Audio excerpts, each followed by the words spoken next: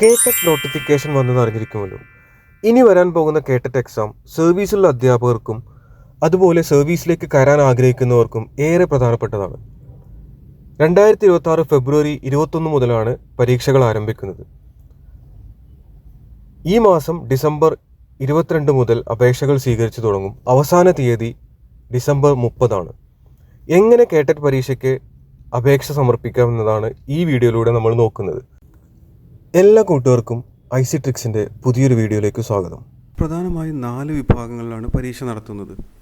വിഭാഗം 1 category 1 lower primary ക്ലാസ്സുകൾ, വിഭാഗം 2 കാറ്റഗറി 2 അപ്പർ പ്രൈമറി ക്ലാസ്സുകൾ, വിഭാഗം 3 കാറ്റഗറി 3 ഹൈസ്കൂൾ ക്ലാസ്സുകൾ, വിഭാഗം 4 കാറ്റഗറി 4 ഭാഷാ അധ്യാപകർ അറബി, ഹിന്ദി, സംസ്കൃതം, ഉറുദു, UP തലം വരെ, സ്പെഷ്യലിസ്റ്റ് അധ്യാപകർ ആർട്സ് ആൻഡ് ക്രാഫ്റ്റ്, കായിക അധ്യാപകർ. ഈ 4 വിഭാഗങ്ങളിലാണ് കേടെറ്റ് പരീക്ഷ നടത്തുന്നത്. കേടെറ്റ് പരീക്ഷ നടത്തിപ്പിൻ്റെ ചുമതല കേരള പരീക്ഷാ ഭവനാണ്.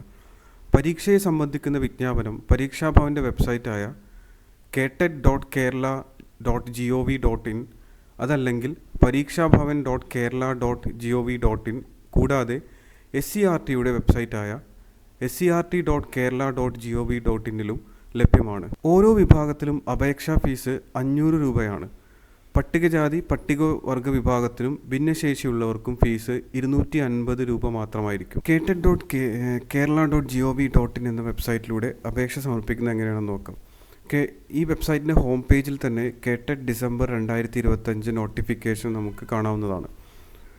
ഡീറ്റെയിൽ ആയിട്ടുള്ള ഇൻസ്ട്രക്ഷൻസ് വായിച്ച് മനസ്സിലാക്കാൻ വേണ്ടി ഡൗൺലോഡ് ബട്ടൺ ക്ലിക്ക് ചെയ്യുക.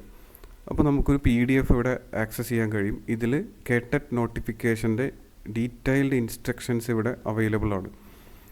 നേരത്തെ നമ്മൾ പറഞ്ഞ കാറ്റഗറികളും എലിജിബിലിറ്റികളും ആപ്ലിക്കേഷൻ ഫീസും ആപ്ലിക്കേഷൻ സമർപ്പിക്കേണ്ട അവസാന തീയതി അങ്ങനത്തെ എല്ലാ കാര്യങ്ങളും ഈ പറയുന്ന നോട്ടിഫിക്കേഷനിൽ കാണാവുന്നതാണ്. വ്യക്തമായി വായിച്ച് മനസ്സിലാക്കുക. ഓക്കെ, അതിനുശേഷം രജിസ്ട്രേഷൻ ബട്ടണിൽ ക്ലിക്ക് ചെയ്ത് കഴിഞ്ഞാൽ നമുക്ക് കേടെറ്റ് രജിസ്ട്രേഷൻ ഫോം ആക്സസ് ചെയ്യാവുന്നതാണ്. ഇവിടെയും ബേസിക് ആയിട്ടുള്ള ഇൻസ്ട്രക്ഷൻസ് നമുക്ക് പ്രൊവൈഡ് ചെയ്തിട്ടുണ്ട്. ഇതിൽ ആപ്ലിക്കേഷൻ ഓൺലൈൻ സബ്മിഷൻ ആരംഭിക്കുന്നത് 22 ഡിസംബർ 2025 മുതൽ അവസാന തീയതി ഡിസംബർ 30. ഫൈനൽ പ്രിൻ്റ് ഔട്ട് എടുക്കാവുന്ന അവസാന തീയതി ഇവിടെ കൊടുത്തിട്ടുണ്ട്. അഡ്മിറ്റ് കാർഡ് ഡൗൺലോഡ് ചെയ്യുന്നത് ഇതേ വെബ്സൈറ്റിൽ കൂടി തന്നെയാണ്. അത് നമുക്ക് ഫെബ്രുവരി 11 മുതൽ എന്ത് ചെയ്യാം, അഡ്മിറ്റ് കാർഡ് ഡൗൺലോഡ് ചെയ്യാം. എക്സാമിനേഷൻ ടെൻറ്റേറ്റീവ് എക്സാമിനേഷൻ ഡേറ്റ് ഇവിടെ പ്രൊവൈഡ് ചെയ്തിട്ടുണ്ട്. ഓരോ കാറ്റഗറിയുടെയും ഡേറ്റ് ഓഫ് എക്സാമിനേഷൻ നമുക്കിവിടെ കാണാവുന്നതാണ്. സിലബസുകൾ ആക്സസ് ചെയ്യാം. Category 1, category 2 and category 3 and category 4. Model question papers available ആണ്. ഇനി നമുക്ക് പുതിയ രജിസ്ട്രേഷൻ ചെയ്യാൻ വേണ്ടി ന്യൂ രജിസ്ട്രേഷൻ ബട്ടൺ ഉപയോഗിക്കാവുന്നതാണ്. ഓൾറെഡി രജിസ്റ്റർ ചെയ്ത കാൻഡിഡേറ്റ്സിന് അവരുടെ ഡാഷ്ബോർഡിലേക്ക് ലോഗിൻ ചെയ്യാൻ വേണ്ടി കാൻഡിഡേറ്റ് ലോഗിൻ ബട്ടൺ ഉപയോഗിക്കാവുന്നതാണ്. ആപ്ലിക്കേഷൻ നമ്പറോ ആപ്ലിക്കേഷൻ ID ഒക്കെ ഫോർഗോട്ട് ചെയ്ത് കഴിഞ്ഞാൽ ഈ ഒരു ലിങ്കിൽ ക്ലിക്ക് ചെയ്ത് കഴിഞ്ഞാൽ നമുക്ക് ആപ്ലിക്കേഷൻ നമ്പർ ഓർ ID നമുക്ക് ആക്സസ് ചെയ്യാവുന്നതാണ്. പേയ്മെൻറ്റ് സ്റ്റാറ്റസ് ചെക്ക് ചെയ്യാനുള്ള ലിങ്കും ഇവിടെ പ്രൊവൈഡ് ചെയ്തിട്ടുണ്ട്. ഓക്കെ, ഡൗൺലോഡ്സ് സെക്ഷനകത്ത് ഈ പറയുന്ന നോട്ടിഫിക്കേഷൻ പ്രോസ്പെക്ടസ്, കേടെറ്റ് നമ്പേഴ്സ്, അത്തരം കാര്യങ്ങളൊക്കെ ഈ പേജിലൂടെ നമുക്ക് ആക്സസ് ചെയ്യാവുന്നതാണ്.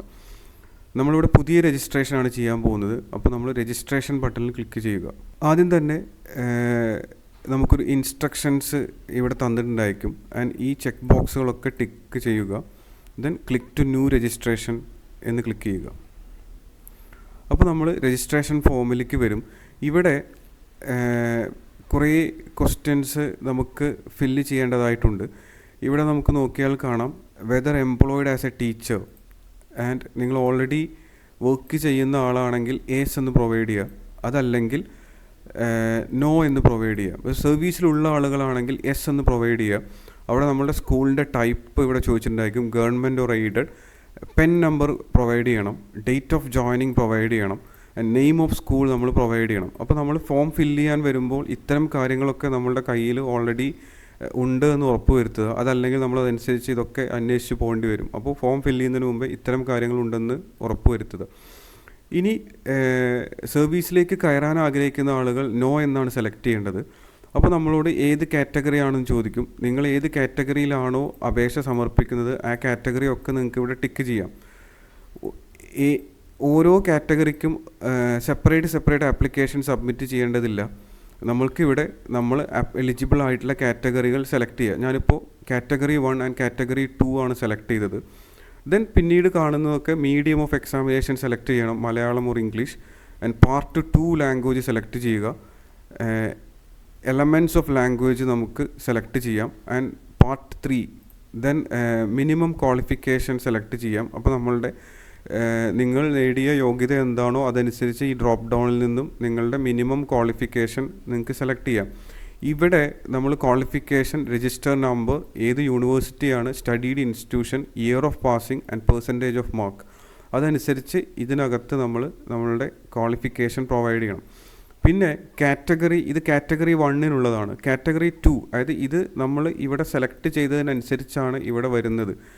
ഓക്കെ, ഇപ്പോൾ ഞാൻ ഇവിടെ കാറ്റഗറി 2 ഒഴിവാക്കി കഴിഞ്ഞാൽ അവിടെ കാറ്റഗറി 2മായി ബന്ധപ്പെട്ട ഫോം അവിടെ ഉണ്ടായിരിക്കില്ല. കാറ്റഗറി 2 ടിക്ക് ചെയ്യുമ്പോൾ ഇവിടെ നമുക്ക് കാറ്റഗറി 2-ന് പ്രൊവൈഡ് ചെയ്യേണ്ട ഇൻഫർമേഷൻ, അതിനു വേണ്ടിയുള്ള ഫോം ഇവിടെ വരുന്നതാണ്. പിന്നെ കാൻഡിഡേറ്റിൻ്റെ ബേസിക് ഡീറ്റെയിൽസ് എന്ന് പറയുന്നത് എഡ്യൂക്കേഷണൽ ഡിസ്ട്രിക്റ്റ് സെലക്ട് ചെയ്യണം. നിങ്ങൾ ഏത് ജില്ലയിലാണ്, നിങ്ങളുടെ ജില്ല ഏതാണെന്നുള്ള കാര്യം. Name of the candidate, SSLC ബുക്കിലുള്ള എക്സാക്റ്റ് നെയിമാണ് പ്രൊവൈഡ് ചെയ്യേണ്ടത്. അത് തെറ്റായിട്ടൊന്നും പ്രൊവൈഡ് ചെയ്യരുത്. തെറ്റായിട്ട് പ്രൊവൈഡ് ചെയ്ത് കഴിഞ്ഞാൽ പിന്നീട് കേറ്റഡ് സർട്ടിഫിക്കറ്റ് വരുമ്പോഴൊക്കെ അത് തിരുത്താൻ നടക്കേണ്ടി വരും. ജെൻഡർ ഏതാണോ അത് സെലക്ട് ചെയ്യുക. Date of birth, name of father, religion, category, caste and physical status. Physical status എന്ന് പറയുന്നത് ഭിന്നശേഷി വിഭാഗത്തിൽപ്പെട്ട ആളുകളാണെങ്കിൽ ഇവിടെ നമുക്ക് ഡിഫറൻ്റ്ലി ഏബിൾഡ്, അതല്ലെങ്കിൽ ഡിഫറൻ്റ്ലി ഏബിൾഡ് അതേഴ്സ്, ഇത്തരം കാര്യങ്ങളാണ് സെലക്ട് ചെയ്യേണ്ടത്. ദെൻ കമ്മ്യൂണിക്കേഷൻ അഡ്രസ്സ് പ്രൊവൈഡ് ചെയ്യണം, തെറ്റാതെ പ്രൊവൈഡ് ചെയ്യുക. ലാൻഡ് ഫോൺ നമ്പർ അത് ഓപ്ഷണലാണ്. ഇപ്പോൾ നമുക്കങ്ങനെ ലാൻഡ് ഫോൺ നമ്പേഴ്സ് കോമൺ ആയിരിക്കില്ല, പക്ഷേ മൊബൈൽ നമ്പർ മാൻഡേറ്ററി ആണ്. ഇതിൽ ഈ സ്റ്റാർ ഇട്ടതെല്ലാം മാൻഡേറ്ററി ആണ്. ദെൻ ഇമെയിൽ ID, നിങ്ങൾക്ക് ഇമെയിൽ ID ഉണ്ടെങ്കിൽ അത് പ്രൊവൈഡ് ചെയ്യുക, ഓപ്ഷണലാണ്. എക്സാമിനേഷൻ ഫീ എന്ന് പറയുന്നത് ഇവിടെ എക്സാമിനേഷൻ ഫീ ആക്ച്വലി നമ്മൾ സെലക്ട് ചെയ്ത കാറ്റഗറി അനുസരിച്ചാണ് നമ്മളിവിടെ എക്സാമിനേഷൻ ഫീ വരുന്നത്. ദെൻ ഐഡൻറ്റിറ്റി ഓഫ് പ്രൂഫ്, ഇത് ഇമ്പോർട്ടൻ്റ് ആണ്. നമ്മൾ ഏതെങ്കിലും ഒരു ID കാർഡ് സെലക്ട് ചെയ്യുന്നു. ഇപ്പോൾ ഞാൻ എൻ്റെ ആധാർ കാർഡാണ് സെലക്ട് ചെയ്തത്. അതിനുശേഷം നമ്മൾ ആധാർ നമ്പർ ഇവിടെ പ്രൊവൈഡ് ചെയ്യണം. ഇതേ ആധാർ ID കാർഡാണ് നമ്മൾ എക്സാമിനേഷന് പോകുമ്പോൾ കൊണ്ടുപോകേണ്ടി വരിക. അപ്പോൾ ഇവിടെ എന്താണോ സെലക്ട് ചെയ്തത് അത് ഓർത്തിരിക്കുക. ഇപ്പോൾ നിങ്ങൾ ഡ്രൈവിംഗ് ലൈസൻസ് ആണ് സെലക്ട് ചെയ്തതെങ്കിൽ ആ ലൈസൻസ് നമ്പർ ഉണ്ടായിരിക്കും ഡ്രൈവിംഗ് ലൈസൻസിൽ, അതിവിടെ പ്രൊവൈഡ് ചെയ്യണം. ആധാർ കാർഡ് ആണെങ്കിൽ ആധാർ കാർഡിൻ്റെ നമ്പർ പ്രൊവൈഡ് ചെയ്യണം. Then SSLC or equivalent scheme എന്നുള്ളത്, അപ്പോൾ നിങ്ങൾ ഏതിൽ പെട്ടതാണ്. ഇപ്പോൾ CBSE ആണോ, ICSE ആണോ, SSLC ആണോ. SSLC ആണെങ്കിൽ അത് പ്രൊവൈഡ് ചെയ്യുക. SSLCയുടെ രജിസ്ട്രേഷൻ നമ്പർ പ്രൊവൈഡ് ചെയ്യുക. ദെൻ SSLCക്ക് ഫസ്റ്റ് അപ്പിയർ ചെയ്ത ഇയർ ഏതാണോ അത് ഈ ഡ്രോപ്പ് ഡൗണിൽ നിന്നും പ്രൊവൈഡ് ചെയ്യുക. അപ്പോൾ ഞങ്ങൾ 2001 SSLC പാസ്സായതെങ്കിൽ അത് ഇതിൽ നിന്നും ഈ ഡ്രോപ്പ് ഡൗണിൽ നിന്നും സെലക്ട് ചെയ്യുക. ദെൻ ഇവിടെ ഇമ്പോർട്ടൻ്റ് ആയിട്ടുള്ള കാര്യം, ഒരു റീസെൻ്റ് ആയിട്ടുള്ള ഫോട്ടോ അപ്ലോഡ് ചെയ്യണം. അപ്പോൾ നമ്മളുടെ കയ്യിൽ ഫോട്ടോ ഈ പറയുന്ന മാനദണ്ഡങ്ങൾ പ്രകാരമുള്ള ഫോട്ടോ ആണ് അപ്ലോഡ് ചെയ്യേണ്ടത്. അത് JPG അല്ലെങ്കിൽ JPEG ഫോർമാറ്റിൽ 150x200 പിക്സൽ സൈസിലുള്ളതായിരിക്കണം. അത് 20 and 30 KB സൈസിന് എക്സീഡ് ചെയ്യാൻ പാടില്ല. ഒരു 30 KB സൈസിന് എക്സീഡ് ചെയ്യാൻ പാടില്ല. ഇത് കേരള PSCയിൽ അപ്ലോഡ് ചെയ്ത ഫോട്ടോ ഉണ്ടെങ്കിൽ അതായിരിക്കും, പക്ഷേ അതിൽ നമ്മൾ പേരൊക്കെ രേഖപ്പെടുത്തിയിട്ടുണ്ടായിരിക്കും. അത് വേണ്ട. പ്ലെയിൻ ബാക്ക്ഗ്രൗണ്ട് ഉള്ള ക്ലിയർ ആയിട്ടുള്ള ഫേസ് ക്ലിയർ ആയിട്ടുള്ള ഫോട്ടോ അപ്ലോഡ് ചെയ്യാൻ ശ്രമിക്കുക. സെൽഫി ഒഴിവാക്കുക, സെൽഫി പാടില്ല. കാരണം ഈ ഫോട്ടോ ആയിരിക്കും പിന്നീട് നമ്മളുടെ സർട്ടിഫിക്കറ്റിലും കാര്യങ്ങളിലും ഒക്കെ ഉണ്ടാവുന്നത്. അപ്പോൾ റീസെൻ്റ് ആയിട്ടുള്ള വളരെ വ്യക്തമായിട്ടുള്ള ക്ലിയർ ഫേസിങ് ആയിട്ടുള്ള നല്ല ഫോട്ടോ അപ്ലോഡ് ചെയ്യുക, സെൽഫികൾ ഒഴിവാക്കുക. അവസാനം നമുക്കിവിടെ എന്ത് വരും, ആ ഫോട്ടോ അപ്ലോഡ് ചെയ്ത ഫോട്ടോ ഇവിടെ നമുക്ക് കാണാവുന്നതാണ്. ഓക്കെ, ഞാനിവിടെ സാമ്പിൾ ഡാറ്റ വെച്ച് കുറച്ച് കാര്യങ്ങൾ ഫില്ല് ചെയ്തിട്ടുണ്ട്. നിങ്ങൾ ആക്ച്വൽ ഡാറ്റയാണ് കൊടുക്കേണ്ടത്. ഞാനിപ്പോൾ ഇവിടെ കുറേ സാമ്പിൾ ഡാറ്റ ആഡ് ചെയ്തേക്കാണ്. ഓക്കെ, അതിനുശേഷം നമുക്കിവിടെ നമ്മൾ ജനറൽ കാറ്റഗറി നമ്മൾ സെലക്ട് ചെയ്തിട്ടുണ്ട്. ഫിസിക്കൽ സ്റ്റാറ്റസ് നോർമലാണ്. ഓക്കെ, അപ്പോൾ നമുക്കിവിടെ നമ്മൾ അടയ്ക്കേണ്ട ഫീസ് എത്രയാണെന്നുള്ള കാര്യം ഇവിടെ ഓട്ടോമാറ്റിക്കലി വരും. ഓക്കെ, ഇനി നമ്മൾ ചെയ്യേണ്ടത് നമ്മളെ ഇമേജ് ചൂസ് ചെയ്യുക എന്നുള്ളതാണ്. ഓക്കെ, ഞാനിവിടെ കുറച്ച് സാമ്പിൾ ഇമേജ് ജനറേറ്റ് ചെയ്ത ഇമേജാണ് ഞാനിവിടെ ചൂസ് ചെയ്തു. അപ്പോൾ ഇതിൽ കുറേ പ്രശ്നങ്ങളുണ്ടായിരിക്കും. അൺസപ്പോർട്ടഡ് ഫോർമാറ്റ് എന്നൊക്കെ പറഞ്ഞ് കുറേ പ്രശ്നങ്ങൾ ഇതിൽ കാണിക്കും. അപ്പോൾ നമ്മൾ ഈ പറയുന്ന ക്രൈറ്റീരിയ മീറ്റ് ചെയ്യുന്ന ഇമേജ് ആയിരിക്കണം. ഓക്കെ, ഞാൻ എൻ്റെ കമ്പ്യൂട്ടറിൽ നിന്നും സ്യൂട്ടബിൾ ആയിട്ടുള്ള ഇമേജ് ചൂസ് ചെയ്തു. ഓക്കെ പ്രസ് ചെയ്യുക. അപ്പോൾ നമ്മൾ ഇമേജ് ഇവിടെ കാണിച്ചു കഴിഞ്ഞാൽ അത് വാലിഡ് ആയിട്ടുള്ളൊരു ഇമേജ് ആണ്. ഓക്കെ, ദെൻ നമ്മൾ സേവ് ബട്ടൺ ക്ലിക്ക് ചെയ്യുക. ഓക്കെ, പെൻ നമ്പർ സെലക്ട് ചെയ്യാൻ വേണ്ടി നമ്മൾ സെലക്ട് ചെയ്തത് എംപ്ലോയിഡ് എന്നുള്ള സ്റ്റാറ്റസ് ആയതുകൊണ്ടാണ്. നോ എന്ന് സെലക്ട് ചെയ്യുക.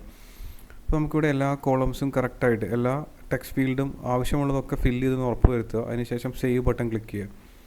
ഓക്കെ, എൻ്റെ register number of category. Okay, ഇപ്പോൾ നമ്മൾ ആപ്ലിക്കേഷൻ സക്സസ്ഫുള്ളി സേവ്ഡ് എന്ന് ഇത് കാണിക്കും. Click okay. അപ്പോൾ നമ്മൾ പ്രിവ്യൂ പേജിലേക്ക് വരും. ഓക്കെ, ഇവിടെ നമ്മൾ ഫില്ല് ചെയ്ത കാര്യങ്ങളൊക്കെ കറക്റ്റാണെന്ന് ഉറപ്പ് വരുത്തുക. അതിനുശേഷം ഈ ചെക്ക് മാർക്ക് ടിക്ക് ചെയ്യുക. ഓക്കെ, ഇതെല്ലാം ഒന്നുകൂടി വെരിഫൈ ചെയ്യണം. ഇതിപ്പോൾ ഈ ഡാറ്റ നോക്കണ്ട, ഇത് ആക്ച്വലി സാമ്പിൾ ഡാറ്റയാണ്. ഞാൻ ജസ്റ്റ് കാണിക്കാൻ വേണ്ടി കുറേ റാൻഡം ഡാറ്റ സെലക്ട് ചെയ്തതാണ്. ദെൻ ഇവിടെ നമ്മൾ final submission and proceed for payment എന്നുള്ള ബട്ടൺ ക്ലിക്ക് ചെയ്യുക. ഓക്കെ, ഇവിടെ നമ്മളോട് ഒരു ഡയലോഗ് ബോക്സ് വരും. ഇവിടെ നമ്മൾ യെസ് പ്രൊസീഡ് എന്ന് കൊടുക്കുക. അപ്പോൾ നമ്മളിവിടെ എന്ത് വരും, നമ്മളിങ്ങനെ ഒരു പേജിലേക്ക് വരും. ഓക്കെ, ഇവിടെ നമ്മളുടെ ആപ്ലിക്കേഷൻ്റെ കാൻഡിഡേറ്റിൻ്റെ details, application number, application ID, ഇത്തരം കാര്യങ്ങളൊക്കെ ഇവിടെ ഉണ്ടായിരിക്കും. ഇത് നമ്മൾ ഇവിടെ എഴുതിയിട്ടുണ്ട്, before payment please note down the application number and ID for future use. ഇവിടെ ജസ്റ്റ് പ്രിൻറ്റ് ബട്ടൺ ക്ലിക്ക് ചെയ്ത് കഴിഞ്ഞാൽ നമുക്കിതൊരു PDF ആയിട്ട് ഡൗൺലോഡ് ചെയ്യാം. ഇത് നമുക്ക് ആവശ്യമുണ്ട്, കാരണം പിന്നീട് ഇതിൽ ലോഗിൻ ചെയ്യണമെങ്കിൽ ഈ ഡാറ്റ ഒക്കെ വേണ്ടി വരും. അതിനുശേഷം നമ്മൾ എന്ത് ചെയ്യുക, ഇവിടെ വന്നിട്ട് ഈ ടേംസ് ആൻഡ് കണ്ടീഷനൊക്കെ അക്സെപ്റ്റ് ചെയ്യുക. എന്നിട്ട് click to proceed to payment എന്ന് ക്ലിക്ക് ചെയ്യുക. ഓക്കെ, അപ്പോൾ നമ്മൾ SBIയുടെ പേയ്മെൻറ്റ് ഗേറ്റ്വേയിലേക്ക് വരും. ഇവിടെ നമ്മൾ എന്ത് ചെയ്യണം, നമ്മളെ ഡെബിറ്റ് കാർഡോ ക്രെഡിറ്റ് കാർഡോ ഇൻ്റർനെറ്റ് ബാങ്കിങ്ങോ കൊടുത്ത് നമുക്ക് എന്ത് ചെയ്യാം, നമ്മളെ പേയ്മെൻറ്റ് കംപ്ലീറ്റ് ചെയ്യാം. ഓക്കെ, അപ്പോൾ ഇത്രയാണ് നമ്മൾ കേട്ടറ്റ് ആപ്ലിക്കേഷൻ ചെയ്യാൻ വേണ്ടി നമ്മൾ ചെയ്യേണ്ട പ്രൊസീജിയർ എന്ന് പറയുന്നത്. അപ്പോൾ എപ്പോഴും നമ്മൾ ഫില്ല് ചെയ്യുന്ന ഡാറ്റ കറക്റ്റാണ്, അപ്ലോഡ് ചെയ്യുന്ന ഫോട്ടോ കറക്റ്റാണെന്നുള്ള കാര്യമൊക്കെ ഉറപ്പ് വരുത്തുക. ഓക്കെ.